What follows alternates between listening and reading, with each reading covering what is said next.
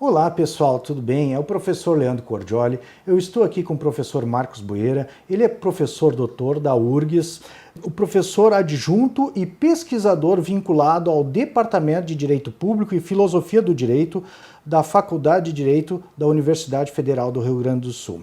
Ele é doutor e mestre em Direito pela USP, pela Universidade de São Paulo, líder do grupo de pesquisa do CNPq Lógica Deôntica, Linguagem e Direito, pesquisa nas áreas da filosofia do direito, da lógica jurídica e da lógica deôntica, linguagem jurídica e escolástica ibérica e colonial dos séculos XVI e XVII. Tudo bem, professor? Como é que vai o senhor? Tudo bem, Leandro. Muito obrigado pelo convite. É um prazer estar aqui contigo nesse programa. Eu que agradeço muito a tua participação, a nossa amizade já é de longa data, aprecio muito o seu trabalho, né? Às vezes fico muito impressionado, inclusive, com os posts que o senhor faz, seus quadros na sala de aula, assim, né? E, de fato, eu lhe confesso que essa questão da lógica jurídica, eu acho que é fundamental, já há muito tempo venho, assim, me aproximando da lógica jurídica e vendo a importância da lógica jurídica, mas acho que é uma coisa, assim, que não é muito fácil de ser compreendida, né, professor? Então, eu admiro muito o seu trabalho, porque, de fato, é uma matéria, assim, que pelo menos para nós que não somos estudiosos, profundos mesmo, sendo um estudioso da filosofia, parece assim um grau de dificuldade elevada. Isso eu já lhe perguntaria, então, essa lógica jurídica, ela é algo difícil ou só é aparentemente difícil de ser estudado? Essa é uma questão muito importante, porque a lógica, ela é mais ou menos assim, das áreas da filosofia, ela desempenha o seguinte, digamos assim, sentimento nas pessoas. Tá? Ela se apresenta muito difícil, mas quando você toma conhecimento dela, você vê que, na verdade, é só aparência. Tá? Ela tem uma aparência de imensa dificuldade, mas quando você entra no tema, você vê que aqueles dilemas, eles servem para aperfeiçoar os teus raciocínios e te elevar, digamos assim, na capacidade de percepção e atenção das questões, sobretudo das questões difíceis, que se apresentam no âmbito da filosofia e no âmbito prático. Né? Então, a lógica, ela se apresenta de uma maneira muito até assim, agressiva, ou gera nas pessoas um sentimento de temor. Mas quando você entra na disciplina, você vê que no fundo, aquilo ali é mais uma cortina de fumaça. Tá? Eu ia já lhe perguntar exatamente, então a lógica ela é um estudo teórico, né? Mas ela tem uma aplicação prática, então? Sim. Ela, digamos, ela tem uma dimensão filosófica que tenta investigar precisamente os fundamentos da lógica, os princípios dessa disciplina, a variedade de lógicas que existem hoje em dia, né? E todo o dilema filosófico que a ciência da lógica desperta relativamente a outras áreas do conhecimento, como, por exemplo, a epistemologia ou a metafísica, mas a lógica também tem, no seu escopo metodológico, digamos assim, um apreço pelas ciências práticas e pela aplicação técnica, como talvez nenhuma outra área das ciências especulativas o tenha. Tá? Então você vê, por exemplo, a aplicação da lógica em sistemas de inteligência artificial, em sistemas de computação variados, computação quântica, sistemas de algoritmos. Você vê a lógica aplicada no âmbito de soluções de questões econômicas, por exemplo, né? E também questões jurídicas. Né? E aproveitando esse gancho já, então, o que é exatamente a lógica e a lógica aplicada ao direito? Né? Bom, a lógica ela é uma parte da filosofia que estuda o modo como as proposições se relacionam entre si, expressam certos valores universais de verdade e como nós podemos tomar certas conclusões a partir de certos princípios, respeitando um itinerário formal. Algumas leis que tentam condicionar os nossos raciocínios a certas conclusões. Por exemplo, a gente pega o exemplo clássico do Aristóteles, né, do silogismo, que é bastante conhecido. Todo ser humano é mortal, Sócrates é um ser humano, logo Sócrates é mortal. dentro desse silogismo muito breve, existe uma variedade de pontos de perspectivas, né, que mereceriam uma análise mais rigorosa do ponto de vista especulativo. Os princípios que sustentam esses argumentos, a conexão entre gêneros e espécies, todo o aspecto metafísico da causa formal dentro desses raciocínios. Ou seja, nós poderíamos pegar esse silogismo muito básico e estudá-lo a partir de certas dificuldades ou aporias filosóficas. Mas, independentemente disso, a própria inteligibilidade dos raciocínios interiores dentro desse silogismo são condicionais a todo e qualquer raciocínio humano. Né? Quer dizer, dadas certas premissas, você conclui algo. E você conclui algo porque existem certas regras que são exigidas no raciocínio humano. Regras de implicação, por exemplo, regras de modus ponens, que é uma regra que diz que eu posso tomar uma conclusão a partir de uma premissa, tomando por base a extensão dos seus termos. Então, tem algumas regras que são próprias de todo e qualquer raciocínio humano. E isso se aplica a muitas áreas, inclusive ao direito. Né? Por exemplo, quando o magistrado vai aplicar uma norma, né, quais são as premissas exigidas para o raciocínio jurídico? Né? Por exemplo, quais são as premissas que o magistrado deve levar em consideração ao aplicar a norma a um caso? Né? Por exemplo, a gente pega o caso paradigmático do... Por exemplo, no direito penal esse tipo de raciocínio é muito usual, no direito tributário. Né? Lá o artigo 155, furto, né? Ou 157, roubo, ou 121, homicídio, enfim. A gente vai lidar com um raciocínio de tipo penal, que é um raciocínio apodítico, mas é um raciocínio também conclusivo. O que é um raciocínio apodítico, professor? É um raciocínio especulativo, abstrato, que se embasa em certos princípios. Né? Então, nesse caso específico, né, nós temos uma premissa fática, que é o sujeito A matou o sujeito B. Uma premissa normativa que diz, se alguém matar outrem, responderá pela pena tal. Né? E uma conclusão, o sujeito A deverá sofrer uma pena aplicada por um juiz, dada a premissa normativa exposta no artigo 121. Então, fato, norma, conclusão. Né? É mais ou menos, digamos assim, a estrutura dos enunciados normativos, né? Tal como preconizada na teoria, no âmbito da teoria do direito. Né? Toda norma é preceito e sanção. Então, o fato digamos assim, dessa entidade linguística, que é a norma, ser uma entidade composta por um discurso que é descritivo e um discurso que é prescritivo, né? Dado algo, então se conclui que esse alguém deverá responder por essa pena. No Código Penal, o tipo é a descrição e a pena ali é a prescrição. Isso, seria a prescrição. Né? Então, dessa constatação no âmbito da teoria do direito, nós partimos para uma variedade de raciocínios jurídicos. Né? Alguns mais simples, outros mais complexos. E o modo como a forma desses raciocínios é estruturada depende de uma ciência, né, que estude os raciocínios jurídicos aplicativamente, de modo aplicado. E essa disciplina é a lógica jurídica. Que joia! Então, em realidade, não só ela é fundamental, é um estudo fundamental, em que pese não ser muito difundido. Eu vejo, por exemplo, na universidade que eu leciono, lá na UBRA, na Universidade Luterana, não é uma disciplina que tem espaço, o estudo da lógica, mas a gente um pouco contorna, pensando bem, o estudo da lógica na cadeira de introdução ao estudo de Direito 2, quando vai estudar hermenêutica jurídica, porque eu até esse semestre passado, eu dei outro semestre, essa disciplina, usei a obra do Neil McCormick, Retórica e o Estado de Direito, e uma das coisas que eu digo, duas coisas eu digo já no primeiro dia de aula, né? Primeiro, o nome da disciplina é hermenêutica, mas a gente não vai estudar só hermenêutica aqui, a gente vai estudar algo mais amplo que é a retórica jurídica, que parte dela passa pela hermenêutica. Parte do que o senhor está chamando atenção para a lógica, também se estuda, que é o silogismo jurídico do Neil McCormick ali, né?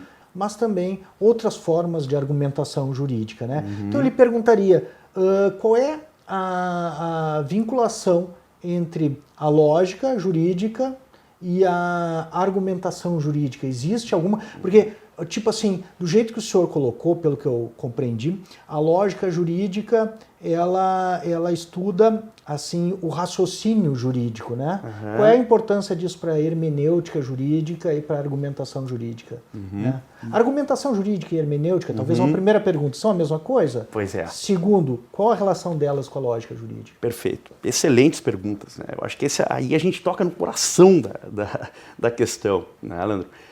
Bom, a hermenêutica e teoria da argumentação são coisas diferentes, né? Ainda que no Brasil, nos currículos, na matriz dos currículos jurídicos no Brasil, essas disciplinas elas tendem a ser estudadas no âmbito de uma única disciplina, que é a disciplina de teoria do direito ou introdução à ciência do direito, né? Mas elas são coisas diferentes, né? A teoria da argumentação, ela procura estudar a estrutura formal por trás da argumentação, né? Sondando quais são as exigências e os requerimentos formais da argumentação jurídica, né? Ou seja, quais são os postulados a partir dos quais uma argumentação jurídica pode alcançar, né, a estatura de ser, digamos assim, um modelo padrão, né, para o discurso jurídico como um todo. Né? Então, é mais ou menos assim, o discurso jurídico é tomado teoricamente como o ideal a ser perseguido e a argumentação jurídica sonda as diferentes formas estruturais através das quais nós alcançamos esse modelo padrão que é o discurso jurídico. Tá? Outra coisa é a maneira como nós interpretamos os sentidos correspondentes ao modo de argumentar dentro dessa estrutura. E o estudo dessa variedade de sentidos é o objeto da hermenêutica jurídica. Né? Sim, agora eu compreendi. Então, a hermenêutica jurídica... Só para ver se eu estou Claro, não, por favor. Acompanhando o teu raciocínio. Então, a lógica pega a estrutura da argumentação. E a hermenêutica, os sentidos, é isso? Exatamente. Assim, o referencial da argumentação no mundo... Isso, a conexão da argumentação com o mundo da vida. E a lógica, a forma da argumentação, a forma do raciocínio, na verdade. Exatamente, a forma do raciocínio que, por sua vez, se expressa, né, do ponto de vista Excelente, externo, professor. na Sim. estrutura da argumentação. Então, a hermenêutica, ela é, em comparação com a argumentação, uma ciência prática e também técnica, ela é simultaneamente prática e técnica, que é um dado curioso, né? Ela é techné e ela é também uma ciência prática, uma ciência do agir, né? É uma ciência que, comparada à teoria da argumentação, é mais aberta, porque ela vai lidar com uma variedade de componentes axiológicos, né, e de percepções e até intuições humanas que dizem respeito ao modo como os seres humanos veem o mundo e a si mesmos, de uma maneira compartilhada. Então, ela é uma ciência que, sob certo aspecto, tem graus de determinação que exigem uma espécie de participação do eu pensante no mundo. Né? Eu vou usar aqui um discriminating, né, que normalmente o professor Ernildo Stein traz, e o Hegel também traz na filosofia do direito dele, que é a escala da compreensão. Né? Então, nós temos a pré-compreensão, a compreensão e a autocompreensão. Né? Ou a indeterminação, a determinação e a autodeterminação, usando o vocabulário do Hegel. A hermenêutica, ela supõe precisamente esses 3 degraus, né?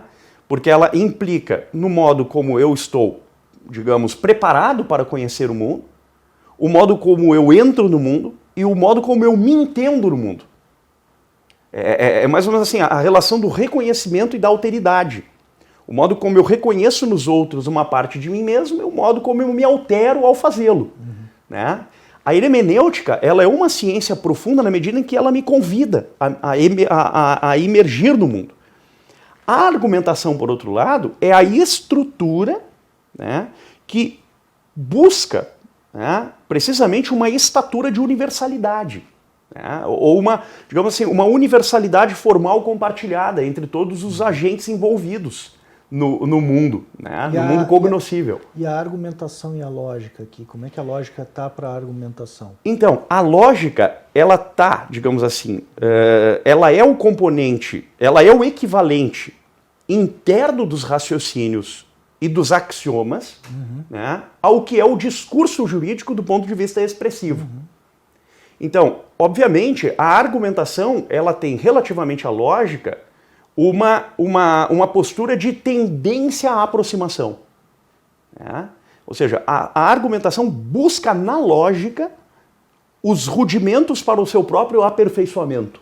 E a hermenêutica, embora mais distante da lógica e mais próxima do mundo da vida, ela busca preencher esse cenário estrutural que a argumentação apresenta para compactar, de um modo compactado, né, e respeitando regras formais, fazer com que a matéria e a forma, o mundo da vida e a estrutura se encontrem para, digamos assim, a expressão standard de um discurso jurídico, né, que possa expressar um estado de coisas compartilhado relativamente aos seres humanos envolvidos.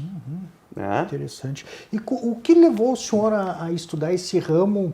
Porque não é um ramo assim, eu vejo, hoje em dia já é um ramo valorizado, né? Muito valorizado, né? Inclusive há livros estrangeiros traduzidos para o português, né? Depois eu vou lhe pedir algumas mais adiante recomendações bibliográficas para quem quiser estudar essas matérias. Mas eu digo, na nossa época, na minha época de universidade, não era algo tão difundido, né? O estudo da lógica e da hermenêutica e da interpretação jurídicas, né? O que levou o senhor a estudar e pesquisar nessas áreas aí? Bom, o que me levou a estudar esse assunto, claro, existem razões internas que nos levam a investigar um assunto. Todos nós temos isso, Sim. né?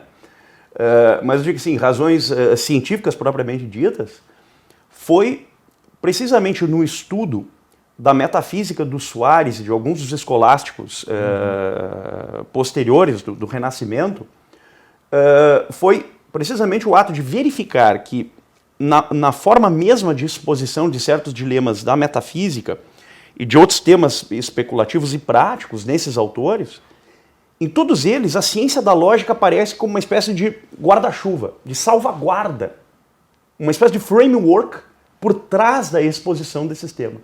Então, ao verificar isso, me pareceu muito assim, caracteristicamente sedutor que em praticamente todos os filósofos da humanidade, a lógica sempre desempenha uma função dúplice. A função de, ao mesmo tempo, alimentar de uma maneira estrutural as ciências práticas, as ciências da natureza e a ciência dos primeiros princípios, que é a metafísica. Então essa é uma primeira função que ela desempenha. E a segunda, uma função de articular essas disciplinas entre si. Né? Quer dizer, como, por exemplo, né, na obra filosófica do Aristóteles, ou na obra filosófica de Tomás de Aquino, ou na obra filosófica do Soares, ou do Molina, ou do Domingo de Soto, como na obra desses grandes pensadores, né, e pensadores modernos também, como Kant e Hegel e outros, como nesses autores existe a conexão entre a metafísica ou a ciência dos primeiros princípios e as ciências práticas. E em todos eles a lógica desempenha essa função. É um dado compartilhado entre diferentes filosofias. E isso me chamou muito a atenção e foi o que me motivou e me levou a pesquisar o modo como os autores antigos e medievais apresentavam os temas da lógica. O que era a lógica como arte liberal? O que é a lógica tomada como a arte que estuda os modi significandi e os modos de raciocínio humano? Isso me levou ao Aristóteles e depois aos comentaristas medievais do Aristóteles, sobretudo aos livros dos analíticos. E dali a ponte para a lógica contemporânea, para os temas da lógica que são habituais no nosso tempo, foi uma espécie assim, passo óbvio a ser seguido. Uma coisa, assim, como o nosso público é composto também por alunos de direito, né? O que é o raciocínio jurídico, assim, exatamente, né? O senhor falou em silogismo. O raciocínio jurídico é um silogismo? Que tipo de silogismo? O senhor falou que existem várias modalidades, né? Já deu um exemplo do silogismo do Sócrates, né?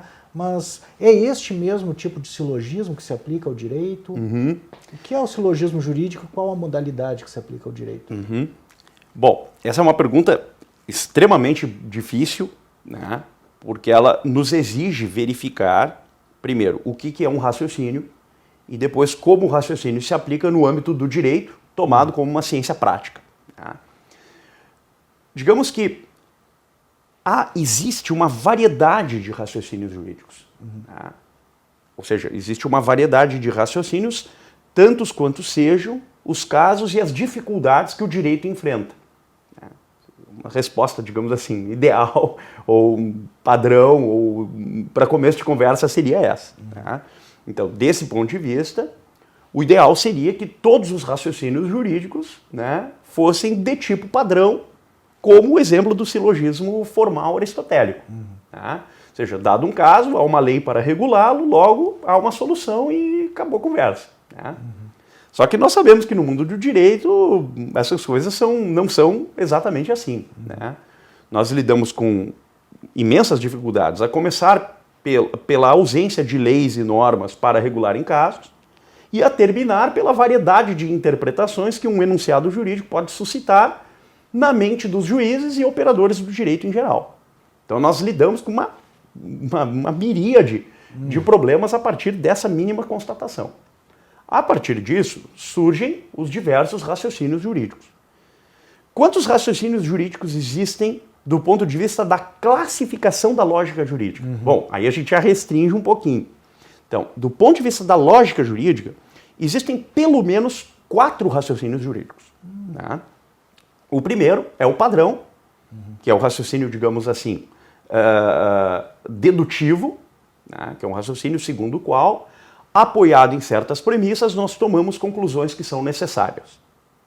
Então esse é o raciocínio, digamos assim, chamado dedutivo, né? Ou raciocínio que tem como objeto central a certeza.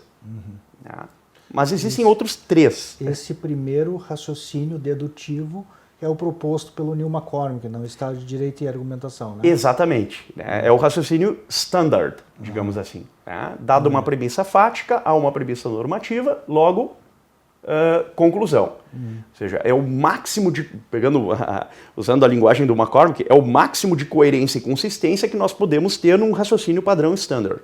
Né? Só que existem outros 3 que apresentam imensas dificuldades. E o segundo, que é o mais usual no direito, é o raciocínio que lida com probabilidades ou plausibilidades, né? Que é o raciocínio chamado dialético. Então, no raciocínio dialético, o que nós temos? Nós temos normalmente 2 premissas, mas nós temos uma conclusão que não é necessária a essas premissas, mas é provável. Então, dado que um sujeito furtou um objeto de um lugar específico, e que, ao que tudo indica, dentre A, B ou C, tudo indica que B tenha cometido esse furto. Embora A e C seja plausível pensá-los como né, partícipes ou, eventualmente, como agentes né, que tenham cometido o ato. Há uma premissa normativa que diz que o furto deve ser punido na forma tal, com punição de tantos a tantos anos. Conclusão. Nós precisamos, para tomar a conclusão, de uma série de provas. A materialidade da prova né, e a autoria do crime. Ocorre muitas vezes que a materialidade da prova e ou a autoria do crime apresentam imensas dificuldades. Né, e pode surgir uma condenação né, inadequada, injusta, né, quando um juiz, tomando certas provas que aparentemente sejam plausíveis, de fato não expressam a veracidade do caso. Então, na falta da certeza, nós temos a plausibilidade e a probabilidade. Há maior probabilidade de que tenha sido B em comparação com A e C por N razões. Esse tipo de raciocínio é um raciocínio dialético. Tá? É um raciocínio que é digamos assim, em comparação com os demais, o raciocínio mais usual na ciência do direito. Agora, para mim está sendo muito esclarecedor.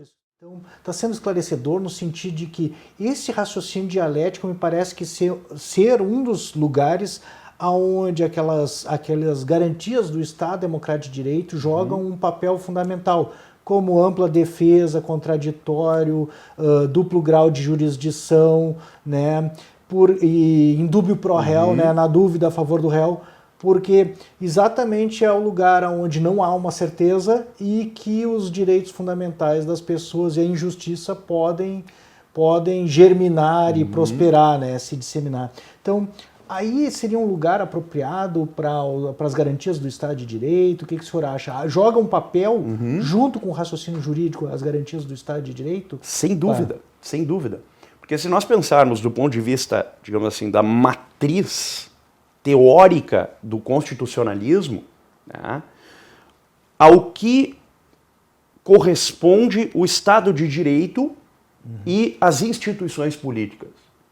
Elas correspondem à ordem normativa que é esperada, né, dentro de uma sociedade humana.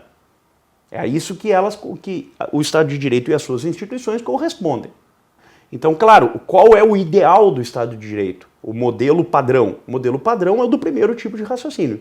Se todos os raciocínios jurídicos ocorressem a partir da ótica do primeiro, do raciocínio por certeza, acabaria a insegurança jurídica e nós viveríamos do deducionismo. Isso, viveríamos no estado ideal, digamos assim. Né? Naquela visão que o Finis mesmo apresenta lá no Natural Law, né, da imagem futura que o sistema jurídico projeta. Né? Essa ordem futura. Nós teríamos esse cenário. O senhor estava falando a respeito do Estado de Direito, das suas garantias e da função para o raciocínio jurídico, né? Esse raciocínio dialético. Então, poderia dar alguns exemplos de garantias do Estado de Direito e como elas operam para garantir tanto os direitos humanos dos cidadãos, quanto coagir o julgador a se colocar no lugar do outro, como o senhor vinha dizendo? Perfeito. Quer dizer, o porquê que o Estado de Direito e o raciocínio dialético, eles pressupõem um vínculo constitutivo. Claro, o ideal do Estado de Direito é que todos os raciocínios fossem de tipo dedutivo. Esse é o ideal. Dado um fato, há uma premissa normativa, logo conclui-se X. Esse é o modelo padrão. É aquilo que o Finis, por exemplo, apresenta lá no Natural Law, sobre a ordem futura ideal que o sistema jurídico persegue. No mundo ideal, as coisas funcionam assim, com raciocínios dedutivos. Agora, no mundo dos fatos, na realidade prática, nós lidamos com imensos dilemas. E o raciocínio dialético, que é um raciocínio que parte precisamente de probabilidade e de plausibilidade, o que nós temos é o máximo possível a que um juiz possa chegar em termos de verdade e certeza, mas com argumentos meramente plausíveis e prováveis. Então, para evitar certas injustiças em que uma opinião provável, né, possa derrotar a verdade, ou, na medida em que a opinião provável é elevada à estatura de decisão de última ratio, né, e, portanto, invencível em comparação com outras opiniões, o Estado de Direito fornece certas garantias, como o contraditório, a ampla defesa, o devido processo, né, o juiz natural e outras garantias que tentam mitigar o grau de injustiça e arbitrariedade, supondo que o juiz não possa abdicar de colocar-se como sujeito da sua própria decisão, como destinatário da sua própria decisão. É como se a garantia desempenhasse uma dúplice função. De um lado, ela tenta criar, do ponto de vista dos seres humanos, uma espécie de abstenção estatal, resguardando a liberdade e outros direitos fundamentais, e do ponto de vista dos agentes estatais, os coagindo a levar as últimas consequências às suas próprias decisões e aos seus próprios raciocínios. Né? De maneira que o juiz, ao analisar, por exemplo, a materialidade do crime, ou a autoria do crime, ou a materialidade da prova dentro de um processo, ele terá de fazê-lo levando em consideração todo o grau de responsabilidade que a sua deliberação a respeito de certas opiniões prováveis, pela mais provável, né, poderá acarretar para ele certas responsabilidades. Responsabilidades morais, porque são de consciência, e jurídicas, quando extrapolarem os limites do arbítrio. Né? Então, as garantias, elas desempenham uma função altamente relevante e significativa no mundo dos raciocínios dialéticos, né? Que não são os únicos raciocínios dentro do direito, mas são os mais usuais, os mais, digamos assim, mais costumeiros dentro da tradição jurídica. Mas como é que o senhor vê dentro dessa situação a responsabilidade do juiz pela sua argumentação e pela sua decisão, né? Há alguma, num raciocínio que a gente consegue, no máximo, alcançar um grau de probabilidade, assim, algo provável, não é algo certo, né? Como é que fica a responsabilidade do juiz pela decisão nessa situação, né? Então, essa é a grande questão do Estado de Direito, né? Porque, no fundo, dentro da matriz clássica, digamos assim, né, o juiz, quem é o juiz? Né? Quem é o pretor, ou quem é o juiz tomado assim como a figura que, do ponto de vista da última, na ordem política, é o principal e o mais próximo dos conflitos humanos. Né? O juiz é aquele que faz a vinculação da iustícia com o ius, ou com o iure. Ou seja, o vínculo da justiça com o direito. Né? Então, na concepção clássica do Digesto, por exemplo, a gente pega lá no Digesto, né, aquela passagem célebre do Piano, né, 1.1.10, né, onde ele diz que os preceitos do direito são os preceitos do direito.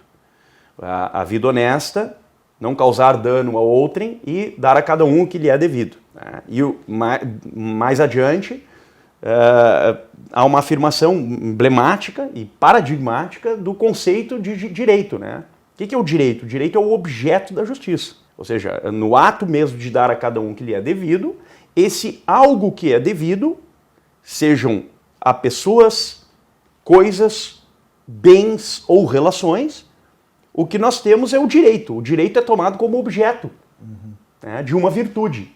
Está lá no Tratado da Justiça, em Tomás de Aquino. Né? Então, nós podemos dizer assim que há um encontro para esses propósitos, ou seja, no modo como se vislumbra a responsabilidade do juiz, a partir das três principais tradições que influenciaram o Ocidente, o direito no Ocidente. A filosofia grega, o direito romano e a filosofia ou teologia cristã. As três tradições, digamos assim, os juristas romanos, Aristóteles e Tomás de Aquino, né? Pegando três matrizes assim, intelectuais. Dream Team. O Dream Team, exatamente. A gente percebe aqui um mesmo tratamento para essa questão. Né? Ou seja, o juiz tem essa responsabilidade de dar a cada um o que é devido. Ele decide, decaidere, né? Do corte. Ele estabelece o corte entre a zona, digamos assim, nebulosa do que deve ser e a zona esclarecida do que é.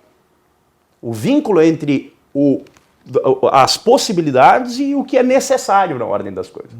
Então o juiz tem essa responsabilidade de tornar clara, a partir de um corte, o que é o objeto devido a uma relação. Né? Por isso que no gênero literário posterior, né, a escolástica, os tratados de direito, como tu comentava, o Tratado da Justiça, o Tratado da Lei do Tomás de Aquino, o gênero literário de justitia et iure, né, da justiça e do direito. Ou seja, por quê? Porque nós começamos a analisar o direito a partir da moral, da ética, das virtudes, né, a partir de uma virtude em especial que é a justiça, e dela nós vamos ao objeto devido, a relação, da onde nascem as obrigações. Né? Então, da lei como ato da razão, a justiça como virtude, como hábito, e da virtude, portanto, do hábito, para o objeto seu, que é o direito. Né? Há uma conexão, uma trajetória aqui. Essa trajetória que está na tradição, e está na tradição do direito ocidental como um todo, e que está presente institucionalmente, tanto na tradição de common law como na tradição romano-germânica, ela nos lança base sobre uma variedade de assuntos, dentre os quais a responsabilidade do juiz. O juiz, quando decide, não é ele. O juiz, quando decide, é o Estado de Direito. Ele é muito mais do que ele mesmo. Ele é ele é o corpo político, ele é a república. Desde que esteja decidindo dentro do Estado de Direito. Desde que esteja decidindo dentro do Estado de Direito. E o que é decidir dentro do Estado de Direito? É, a partir de um juízo prudencial sobre a variedade de possibilidades, né? E a partir de um sopesamento das probabilidades, que é um juízo de equidade, o juiz tomar uma decisão pela opinião menos improvável. Né? Digamos assim, dada a ausência de uma força invencível em uma opinião em comparação com as demais, opta-se pela opinião mais provável. Aqui a gente poderia entrar numa outra temática que é muito importante, que é a temática do probabilismo. É uma temática muito discutida nos séculos XVI e XVII, Isso ainda dentro do raciocínio dialético. Ainda dentro do raciocínio dialético. Então você veja a riqueza do raciocínio dialético. O raciocínio dialético, ele é o objeto epistemológico de uma lógica clássica que é a lógica maior. O que os clássicos chamavam de lógica magna. A lógica maior, ou a lógica dialética, que é a que lida com justamente raciocínios e discursos prováveis. Toda a arte liberal chamada dialética, ela se destina a estudar os componentes essenciais das proposições que, carecendo de elementos categóricos, expressam valores de verdade meramente prováveis. E isso já está no Aristóteles, no livro da interpretação, e também em algumas partes muito precisas do livro dos analíticos posteriores, onde o Aristóteles analisa o silogismo material, mas na escolástica, a partir do Petrus Hispanus, ganhará um tratamento muito maior, e dele milhares de comentaristas por séculos, dos livros de lógica do Aristóteles. Então, esse é um tema na filosofia altamente relevante e no direito fundamental, porque ele é o raciocínio padrão no direito. E para o Estado de Direito ele é decisivo, porque ele, sem o raciocínio dialético, nós ficaríamos precisamente entre a segurança total e o arbítrio. E segurança total... E segurança total só na lógica deôntica.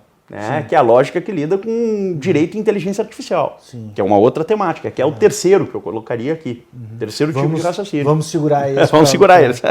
Então, porque agora já temos dois modelos para trabalhar, que é o deducionismo e o dialético, sendo que o deducionismo é o proposto pelo Neil McCormick, um autor que eu faço referência, que é no Estado de Direito, Retórica e Estado de Direito, por exemplo, mas que ele reconhece que há algumas limitações, e o que o senhor propõe é o raciocínio dialético, que o próprio McCormick também trabalha na sua teoria da argumentação, mas, e aqui que é o ponto-chave, reconhecendo que a limitação interna do raciocínio dialético pressupõe uma autoridade decisória. Quer dizer, o argumento raciocinandi standard, ele não é capaz de gerar uma certeza universal. Então nós precisamos da autoridade. E a autoridade, a forma como nós organizamos a autoridade é o que será o elemento decisivo. Então, e aí os regimes políticos, o Estado de Direito, a democracia, enfim, todo o debate dentro da filosofia política e da teoria política e do Estado para definir qual é a melhor forma de organização do corpo civil. Teoria política desde a política de Aristóteles, Desde a política de Aristóteles. A disposição das instituições para que a gente tenha alguma garantia de justiça em sociedade. Isso, o nomos, Quer dizer, como institucionaliza o nomos? A noção clássica dos romanos era a noção da constitutio, a constituição da res pública, da coisa pública, da ordem civil. E as instituições, elas expressam esse nomos. essa visão da cidade como a autarquia, como a comunidade humana perfeita, né? A autarquia, para quem não sabe, é autogoverno, né? Autogoverno. Auto a si próprio, arcos no governo, né? Isso. Então é governar-se a si próprio. A cidade como a comunidade que auto se governa, né? E autossuficiente também. E autossuficiente, né? Justamente porque sem ela, os recursos da vida laboral, da vida econômica, eles não terão a segurança na ordem das relações humanas. Você precisa de uma instituição que estabeleça os modos exigidos de relação humana. Por exemplo, se eu faço um contrato contigo, eu produzo batatas e tu precisa comprar batatas. Tá? Faço um contrato contigo, você vai comprar minhas batatas. Se você não me paga, eu posso reivindicar, né, o que me é devido, ou vice-versa. Se eu não lhe entrego as batatas, tu reivindica, né, que eu te forneço o bem devido. Mas para que essa exigência seja satisfeita, são necessárias certas instituições que me digam como essas relações deverão ser, que é o papel do legislador, e quando essas relações terão termo a partir de circunstâncias concretas e específicas, que é o papel do juiz. Né? Bom, pessoal, essa foi a primeira parte da nossa conversa com o professor Marcos Bueira, né, que ele é professor adjunto da Universidade Federal do Rio Grande do Sul, mestre e doutor em Direito pela USP. Nós falamos agora sobre retórica, lógica, jurídica. Na próxima parte, nós vamos aplicar esses conceitos, desenvolver as outras modalidades de raciocínio jurídico e aplicar essas modalidades de raciocínio jurídico à inteligência artificial e aos desafios que a nossa época está apresentando agora para o direito. Não esqueça de assinar o canal para ser avisado da segunda parte desse vídeo que a gente gravou com o professor Marcos Bueira. Um abração do professor Leandro Cordioli.